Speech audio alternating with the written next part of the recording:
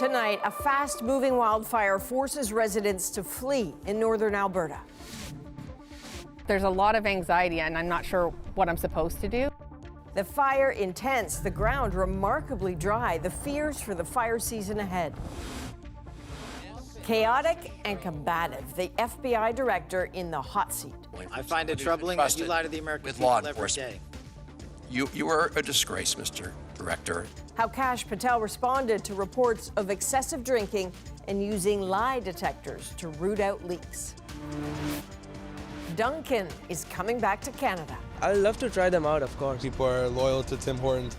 But is there room in an already crowded coffee market? From CBC News, this is The National with Chief Correspondent Adrian Arsenault. Thanks for joining us. For a second night, an out-of-control wildfire in northern Alberta is keeping people out of their homes. One house is destroyed, and the fire season is just getting underway. Near the community of Whitecourt, that's northwest of Edmonton, about 100 people remain under an evacuation order. Dry, windy conditions are fueling the blaze that is burning close to a subdivision. There are fears this fire season could be a bad one. Julia Wong is near the community tonight, speaking with those suddenly forced to evacuate. It's all hands on deck as a wildfire burns mere kilometers from the town of Whitecourt, Alberta. One rural subdivision evacuated Monday afternoon as the fire inched closer. Jackie Clark and her husband weren't home when that order came down. There's a lot of anxiety, and I'm not sure what I'm supposed to do. So I'm just waiting around. Not being able to go home is not a great feeling. A dozer guard is being built to contain the fire, but damage has already been done. One house is destroyed, according to the county. About 130 people forced to flee. Jessica Adams got out just in time, with flames on both sides of the road. It started raining down ash, and then as we got farther and farther, like closer to the highway, it got darker and more red, and you could see people's house on fires. Like, it was crazy. As Reeve, it's a little unsettling. I mean, we have people who are impacted. You never want to see that in your own backyard, or see people being displaced. Conditions here have been hot, dry, and windy, and it's only the start of the season.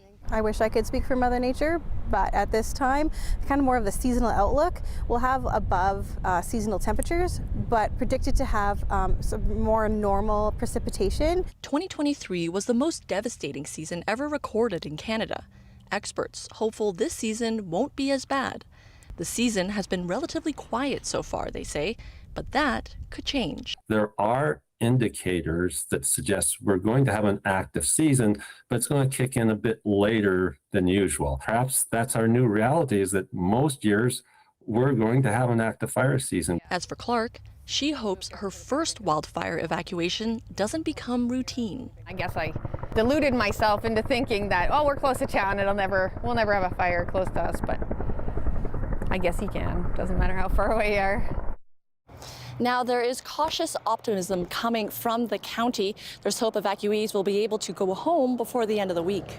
And Julia, it seems that officials are sending out some other warnings tonight. Yeah, they are. The May long weekend is coming up, and that's normally a time that people like to get out. But here, the wildfire risk remains high. Residents are being told to be careful with campfires. Currently, there is no ban in place. However, the forecast looks promising. Rain is expected in many parts of the province later this week. All right, Julia, thank you. That is Julie Wong near Whitecourt, Alberta tonight. The World Health Organization is warning that more cases of hantavirus could pop up following the cruise ship outbreak, but the risk to the public is still low.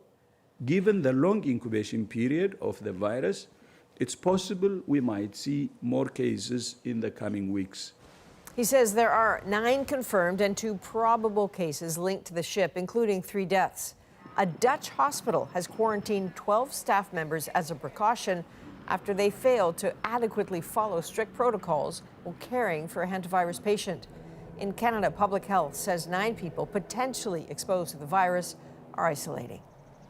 Well, Donald Trump is on his way to Beijing tonight for a highly anticipated summit with the Chinese president, their first in 9 years. Trade and the Iran war has strained the relationship. Lisa Shing shows us what's at stake. En route to Beijing, Donald Trump had only praise for Chinese President Xi Jinping. I have a great relationship with President Xi, and I think it's going to remain that way. This is the first time a U.S. president has gone to China in nearly a decade. The last visit was also Trump. Even if he's welcomed with the same pomp and pageantry as before, a lot has changed. The war in the Middle East, for one. Trump widely expected to ask China, Iran's biggest oil customer, to pressure Tehran to reopen the Strait of Hormuz, though he did not admit it. I don't think we need any help with Iran. As Trump is set to tour the Temple of Heaven where emperors cemented their political legitimacy, the symbolism looms over the fragile bilateral relationship. Trump appears to center everything around his own views, says this tourist. After years of mistrust and competition between the world's biggest economies, Beijing, positioning itself as a global leader, is calling for calm. The two sides need to provide greater stability for economic and trade cooperation, said China's foreign ministry. While this visit may not end with a broader trade deal, a win for Trump would be China buying more U.S. goods like soybeans, oil, and natural gas. The opportunities are short-term opportunities. This analyst says China would welcome Washington easing export controls on advanced AI chips and stronger language against Taiwan's independence. But the fundamental differences, she says, won't be addressed. I don't see that China-U.S. decoupling or competition in the long term can be changed. China also holds some key leverage, a near monopoly on rare earth minerals mining and processing. Beijing has successfully used it in retaliation to Trump's tariff war and may not be afraid to do it again. Lisa Shing, CBC News, Toronto. The Pentagon says the war in Iran has cost the U.S. $29 billion so far. How this gets resolved will be on our terms, on President Trump's terms, and we have all the munitions and capabilities necessary to enable that. So that $29 billion price tag does not include the cost of repairing American military bases damaged by Iranian attacks. The new figure comes after Trump rejected Iran's peace proposal, calling it a piece of garbage, adding that the ceasefire is on life support. Well, the war in the Middle East has accelerated U.S. inflation, hitting the highest level in 3 years. The consumer price index rose to nearly 4% in April. That is up from 3.3% in March. Nearly half of the rise was driven by surging energy costs, with housing and food costs also contributing. When asked about inflation today, Trump said his policies are, quote, working incredibly. A defiant FBI director is pushing back on a series of allegations, including that he drinks excessively. Kash Patel faced pointed questions today from U.S. senators, and as Katie Nicholson shows us, it got very heated. Before getting into specifics. The embattled FBI director under the searing lights of a congressional committee. Drinking on taxpayer dime during the day. Are you polygraphing? You. Director Patel, come on. These are serious allegations that were made against you. Kash Patel, there to defend a budget increase, also forced to defend himself. I will not be tarnished by baseless allegations Let me and fraudulent statements from the media. Patel has been dogged by a series of gaffes and bad publicity. There was the video showing him pounding back beer in a boozy celebration with the gold medal winning U.S. men's hockey team, reportedly putting him on thin ice with the U.S. president.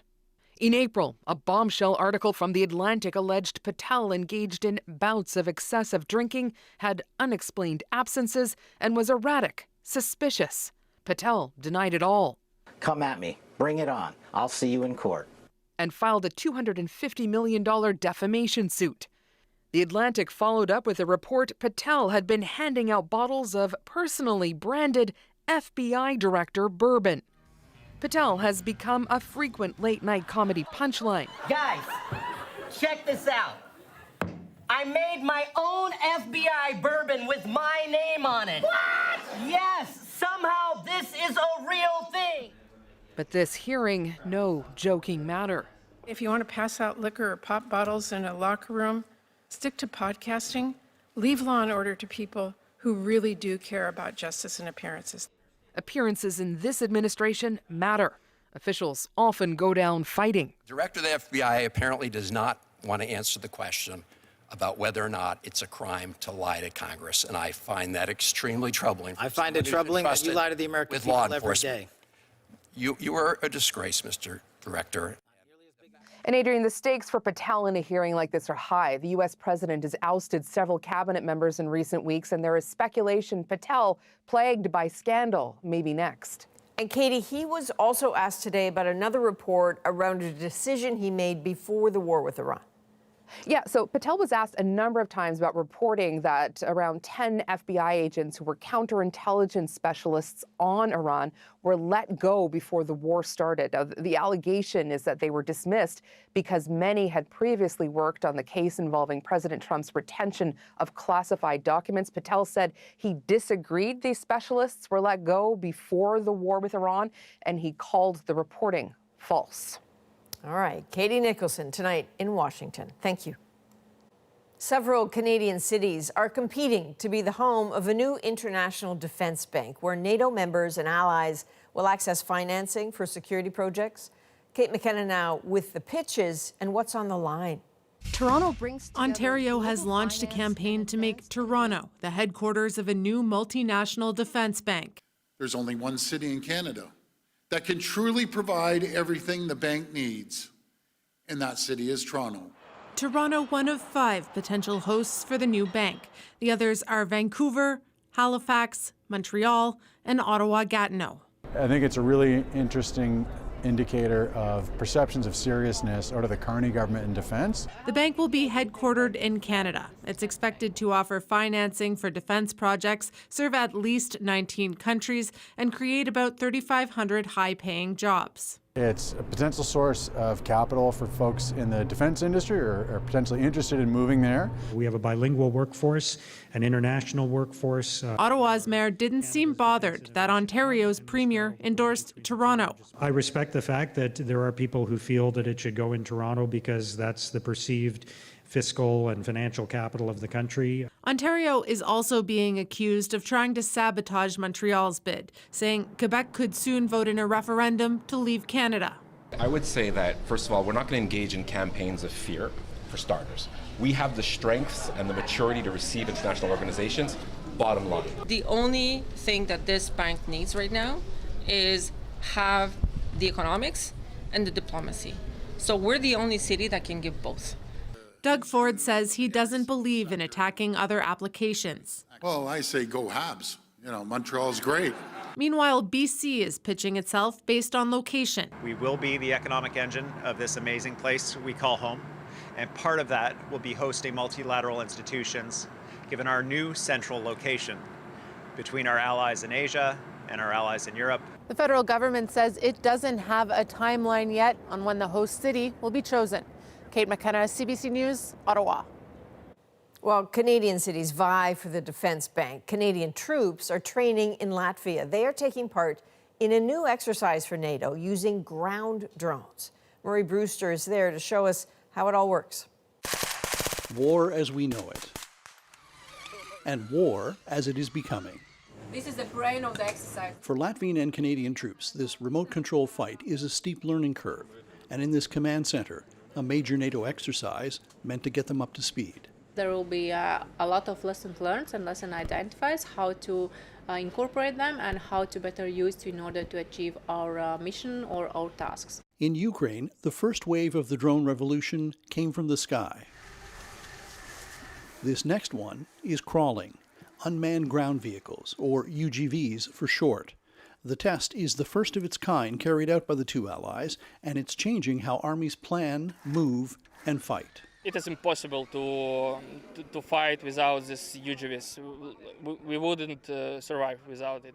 I believe that these unmanned systems are the future, because one way or the other, it's cheaper than the people's lives. Much of the instruction here is being carried out by former Ukrainian soldiers. A reversal of roles, demonstrating uncrewed systems can clear wounded soldiers, carry supplies, blow holes in razor wire, and guard intersections. The exercise comes as Latvia faces a separate drone crisis. 2 Ukrainian combat drones crashed in the Baltic nation last week, apparently, says Ukraine, nudged off course by Russian jamming and interference. The lack of air defense cost the defense minister his job, but also raises concerns about the automation of these uncrewed systems, fears the Latvian and Canadian militaries are trying to quash. I wouldn't get into the sci-fi idea of robots fighting robots and we're just kind of, hundreds of kilometers from the front. The drone incident on the Latvian border and this military exercise are dramatic illustrations of how much ground both NATO and Canada have to make up in order to fight the kind of warfare that Ukraine and Russia have already mastered. Murray Brewster, CBC News, at the Salonia Training Range, Latvia. Prosecutors in the U.S. have laid criminal charges in connection with the 2024 collapse of a Baltimore bridge. This indictment should send a message to all ship operators that circumventing safety requirements and breaking U.S. laws will not be tolerated. 6 people died when a cargo ship lost power and slammed into the Francis Scott Key Bridge.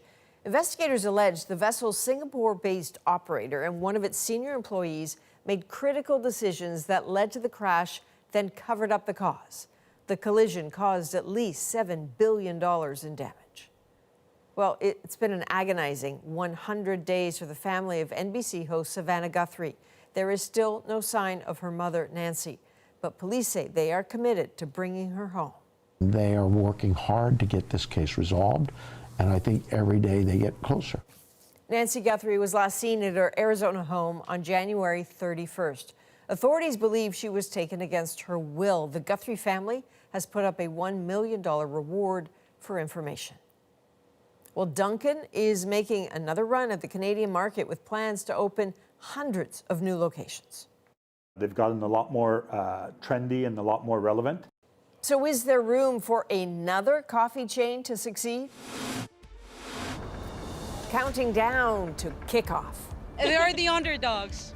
I feel they can surprise a lot of people. Host cities race to get ready as Canada prepares to compete for the World Cup. And bringing joy one bike at a time. We're back in 2.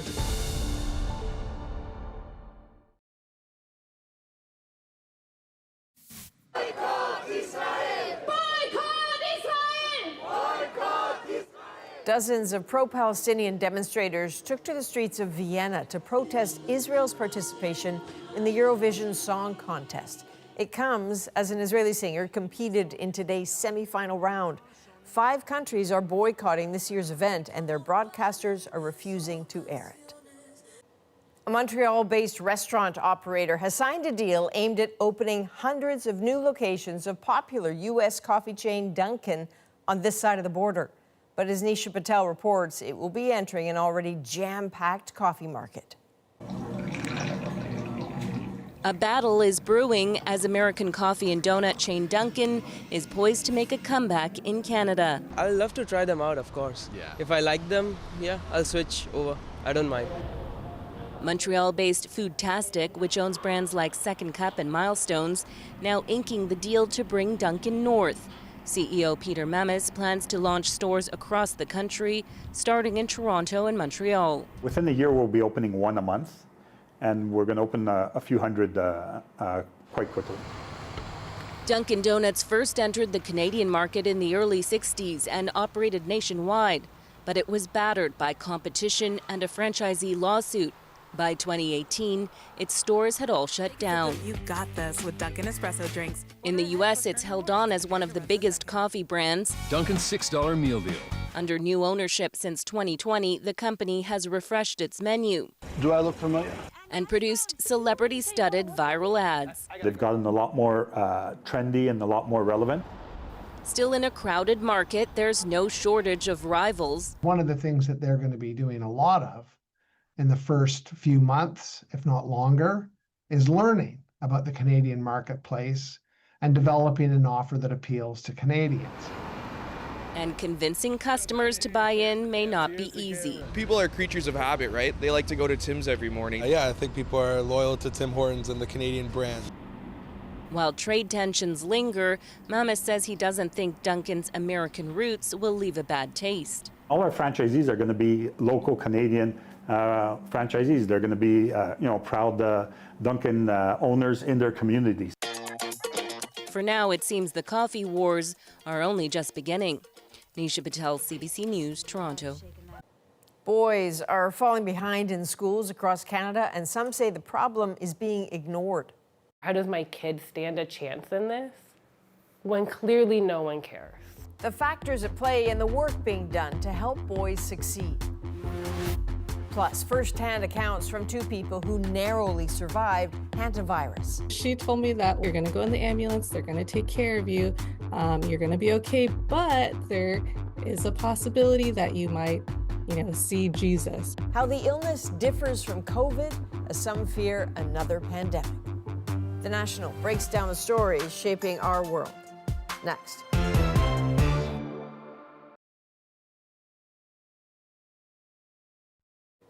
We are just 30 days out from Canada's first ever men's FIFA World Cup match on home turf.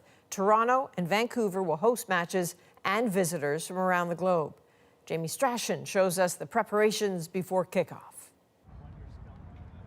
Tick, tick, tick. With exactly 1 month until Canada kicks off the World Cup in Toronto, the city's top FIFA official pressed on perceived lack of buzz in the city. Well, I can tell you that we care, and there's been considerable time, effort, of course, investment. One of the main issues, many Torontonians won't be going. FIFA has been criticized for its handling of tickets, which have been sporadically released and exorbitantly priced. I drove past BMO Field, or Toronto Stadium, as they now call it, on my way to work this morning. You see it all there, but it doesn't really feel like it. I'm not sure the vibe is caught on in the city yet. Officials insist the vibe will be there and have been furiously preparing. Assistant Paul, back it comes for Lionel Messi! A recent visit by global star Lionel Messi, a chance for a dry run. The first time that we had fans in our new temporary seating. It was a great opportunity for us to test some of our planning. Vancouver will host Canada's second and third games. It is hard to believe that we are so close to the world's largest single sporting event, and Vancouver's part in it. How well Canada performs will be a major factor for fans. They are the underdogs. I feel they can surprise a lot of people, so very, very optimistic about Canada. One major issue already, whether captain and global star Alphonso Davies will be able to play after suffering a hamstring injury playing for his German club team. Of course we want Alphonso, of course we want our captain, but if he's not able to answer the bell for whatever reason, we have a very strong lineup going to World Cup. Hopefully one that creates excitement and gives Canada a chance to shine on the global stage. Jamie Strachan, CBC News, Toronto. On the breakdown tonight, why boys are falling behind and what to do about it, and two accounts of living through Hantavirus. Decades ago, each of them got very sick. One was only 5 at the time. The doctor who was taking care of me at that time, my mom says he got on his knees and was like, "Shayna, you are a miracle."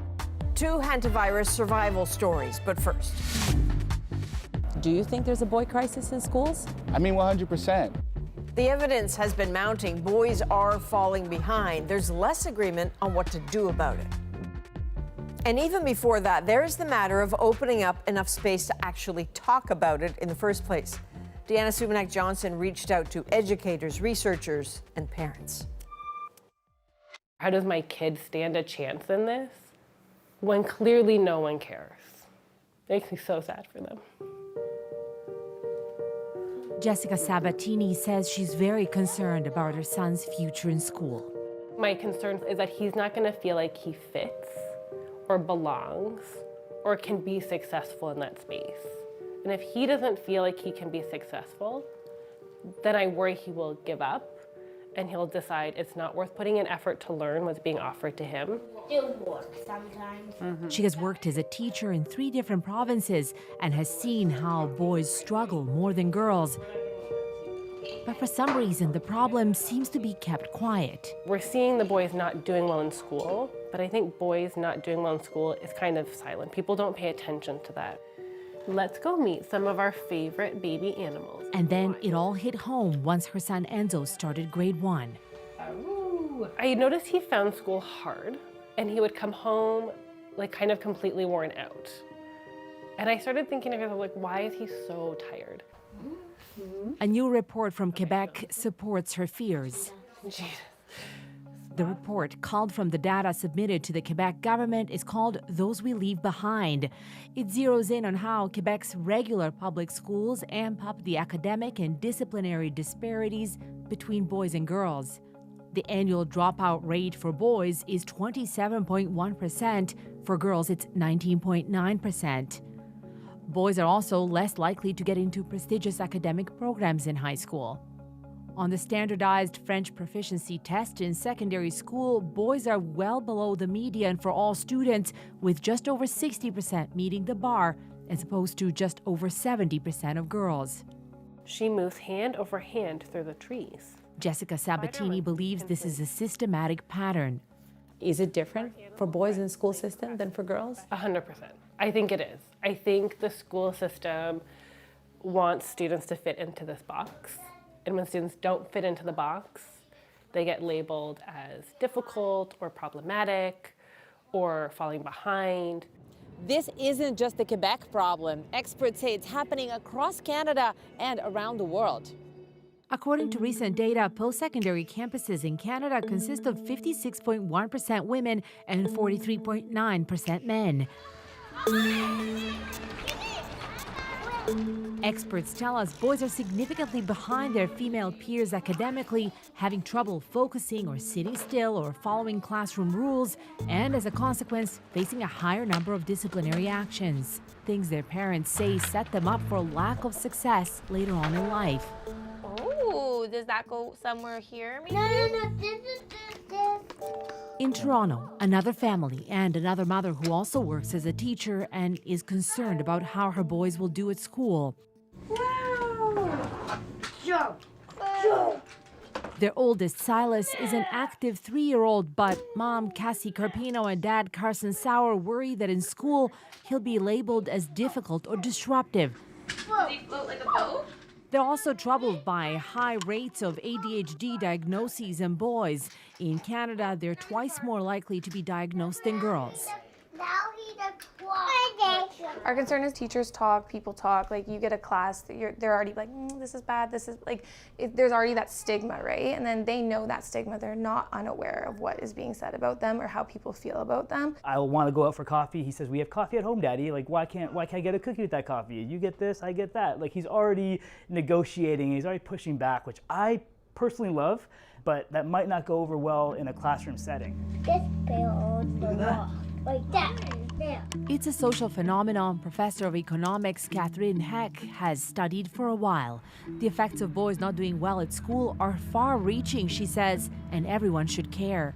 So if we look at just in Canada, if boys were graduating as much as girls are graduating from university, we would have over 65,000 more boys obtaining a university-level diploma. So it's a huge number. A number, she says, that should concern us as a society at large. If you look at people who complete education and you look at the impact it can have on their life, it will have impact on their health, it will have impact in their ability to participate in the community, to defend themselves.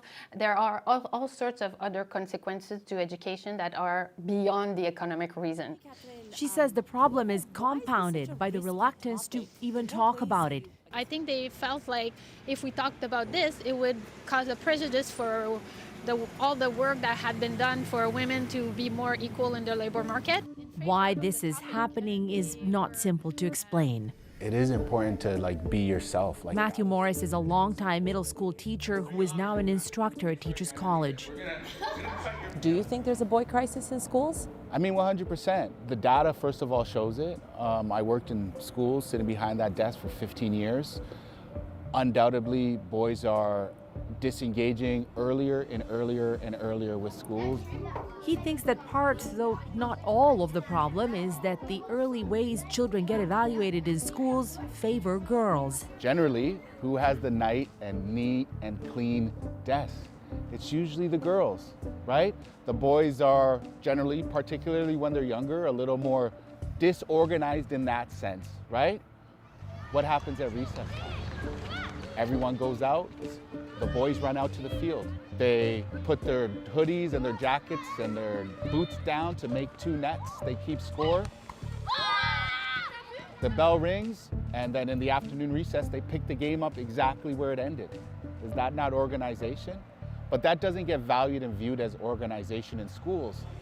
He also believes the boys are more susceptible to the harms of online and digital engagement and says things such as the online manosphere should be a concern for parents.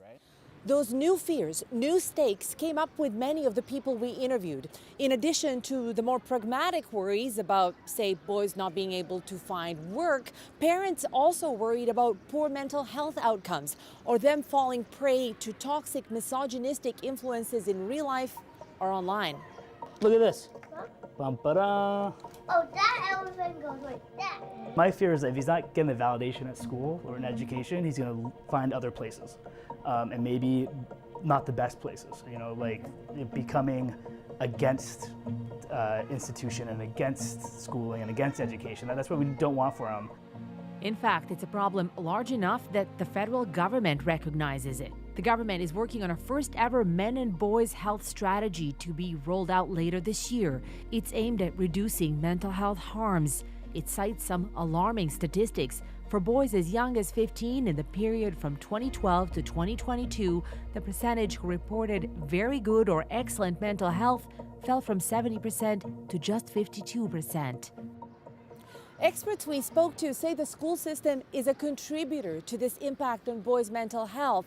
But how to fix boys falling behind in schools is a matter of some debate. And can we do it without damaging girls who are comparatively thriving? Anger, frustration. Author and activist Soraya Shamali says that what needs to be fixed is the society where men, especially those who are middle class and white, hold disproportionate power in adulthood no matter how they do at school. So the boy crisis often uses the 1 or 2 metrics where girls are excelling, but doesn't look at that difference between boys and girls in the larger system of male supremacy, in which, regardless of how boys and men operate in school, systemically, structurally, in our societies, they still maintain power.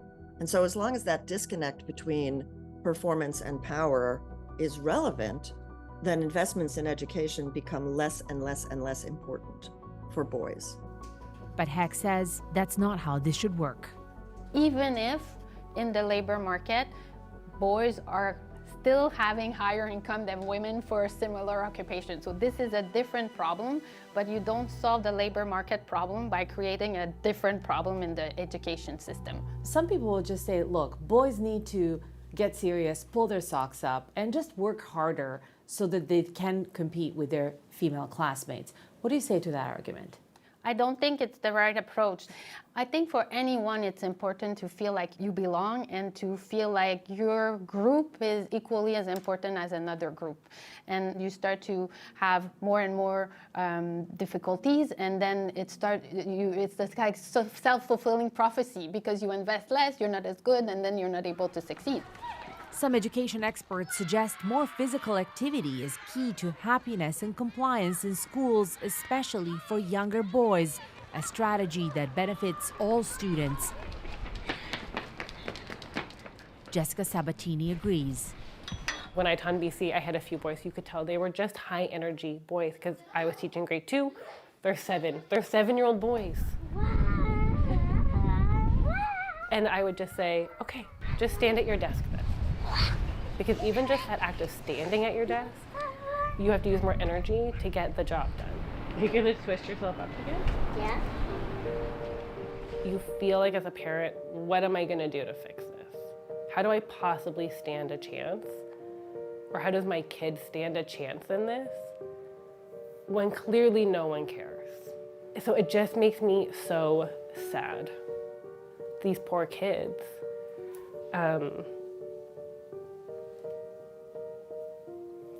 Yeah, it makes me so sad for them.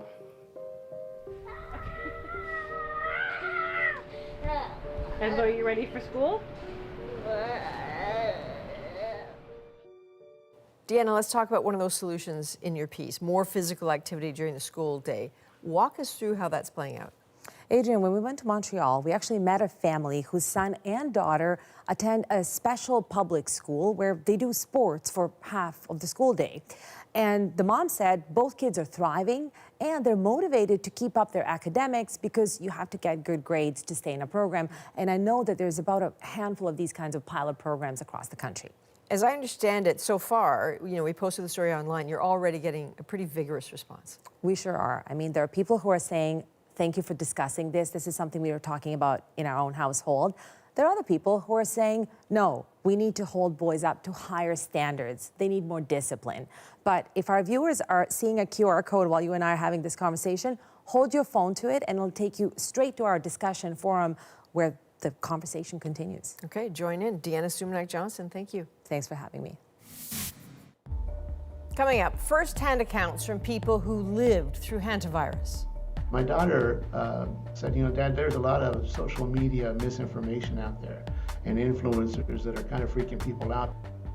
What he went through decades ago, highly relevant once again, next.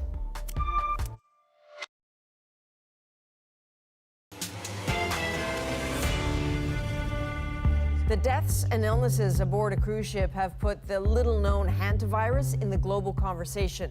A new opportunity for those who've survived it to share their experiences. I could tell by the looks on their faces when they walked in that I was not in good shape. Eli Glasner spoke with two people who decades ago fought and won when things looked dire. One was an adult, one a child, both very lucky to be here.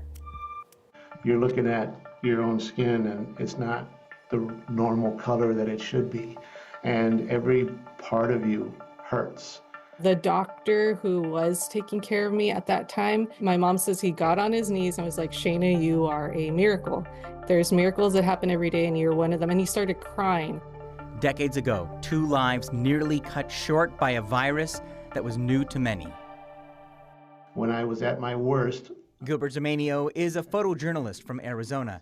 His encounter with hantavirus started 24 years ago at the family farmhouse in West Texas. On April 22nd of 2002, I received a phone call from the family that said that my mother had fallen ill to the point where they had sent her to the hospital. Gilbert rushed to the hospital to see her. She was asleep when I saw her. By the time I got to the farmhouse with the rest of the family, she had passed away. 5 days later, his sister's health began to crash. My sister, who was a paraplegic from a car accident a few years earlier, fell ill to the point where we had to call an ambulance and she went to the hospital. And then within less than 8 hours later, she was gone. Even though Gilbert had covered hantavirus outbreaks as a journalist, he didn't know he was vulnerable to contracting the disease spread by contact with rodents and droppings as he pitched in to clean the family home. Were you aware of the risk? No, I thought I was just helping my family out. My wife at the time and I were in the laundry room doing some cleaning up, and I moved a box that was on a shelf, and I immediately saw some dust fly up in the air, and I could tell because it was backlit from the sun coming through the porch window. And so in retrospect, I know that's exactly when I contracted it. Now a teacher from the Los Angeles area, in 1993, Shayna Montiel was a healthy 5-year-old. When did you first have a sense that something was wrong? It was probably when I started getting sick in school because I didn't get sick often. As Halloween approached, she began throwing up uncontrollably. Then it got worse. I remember being like in my dad's arms and I could feel it hemorrhaging from, diarrhea rectally, and I had no control over it, and I was just like embarrassed because it was coming out of me. And then being rushed to the hospital, that was, of course, that's when I knew, uh-oh, this is not where I want to be as a child. I mean, that has to be the absolute worst thing for a child. I mean, I'm sure even your parents were trying to reassure you, but they don't know what's going on. Yeah, seeing the panic in them was also what was so scary. Part of the fear and frustration was from the lack of knowledge of a virus that was difficult to diagnose. They put us in an incubation room. Doctor came out. They took some blood work. I tested negative for hantavirus. And the doctor said, I am 99.99% sure that you do not have the hantavirus. And they sent me home. In fact, he did have the virus, but Gilbert only tested positive when the disease was at its worst, as doctors realized and finally changed their treatment plan. What were you going through, Gilbert? What were you feeling? What were your symptoms? Fatigue, extreme fatigue, pressure on my lungs, a high fever. It's like a super case of pneumonia almost. And I wound up in ICU for about a week. I had some friends that were allowed to come in and visit me because they wanted to cheer me up. And I could tell by the looks on their faces when they walked in that I was not in good shape. Did you think there was a chance that you would follow the same path as your sister and your mother? Yeah. I had that conversation with God. Wow. You know, that when you're in a bed and you're looking at your own skin and it's not the normal color that it should be, and every part of you hurts. And then on top of all that, you're dealing with the grief of losing your mother and your sister and all of that came along with it. I was lowest point in my life that I've ever been. I wonder, because of what happened, were you fighting or were you in kind of a phase of acceptance, kind of like, well, this is where it's going? When I had my conversation with God about it, and I said, it's your choice. But if you leave me, I still got a long way to go and a lot of the good things to do. For Shayna, as she was facing possible cardiac arrest from blood loss, her parents tried to prepare her for the worst. What did your mom say when they put you in that ambulance and, you know, with that kind of diagnosis? Yeah, so she told me that what she said was, Shayna, you're going to go in the ambulance. They're going to take care of you. You're going to be okay. But there is a possibility that you might, see Jesus. But luckily, Shayna, who at the time was the youngest child doctors had encountered with the disease, began to turn the corner. The doctor who was taking care of me at that time, my mom says he got on his knees and was like, Shayna, you are a miracle. There's miracles that happen every day and you're one of them. And he started crying. A reminder that the WHO says it expects the detection of some more cases of hantavirus, but reiterated that the risk to public health is low. Coming up, giving new life to hundreds of bicycles and putting some smiles on hundreds of faces along the way. Last year, I gave out close to, I think it was 473 bikes. An initiative still going strong 14 years in. That's next in our moment.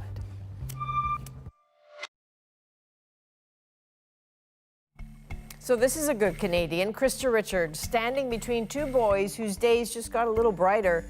That is because those bikes they're sitting on were just given to them for free. And this isn't a one-off. For 14 years, Krista has been working hard to get kids in Moncton, New Brunswick on the road with some brand new wheels. Now her initiative makes our moment. Last year, I gave out close to, I think it was 473 bikes. So I've already given out 116 in the past 3 weeks. I started Bikes and Trikes for Everyone program 14 years ago, and there were so many kids who didn't have a bike, and I thought, maybe there's some way we can get help for some of these kids. I started getting bikes that were donated. That's what makes the whole program worth it, is just seeing the smile on the kids' faces when they get on the bike. A couple of weeks ago, two little boys got out of their car and they were dressed to the nines, and they had two little pots of flowers for me because they were so excited about receiving their new bike. So this kind of lets them be a child again. There's so much going on in this world. They're going to grow up soon enough. So let's keep them kids as long as we can. So this is where a good person with a good idea, it becomes sort of this propelling thing. People have donated storage space or mechanics, who are like, hey, how can we help you? And now some of the kids who received bikes years ago are donating their bikes. From all of us at the National, thanks for being with us. I'm Adrienne Arsenault. Take care.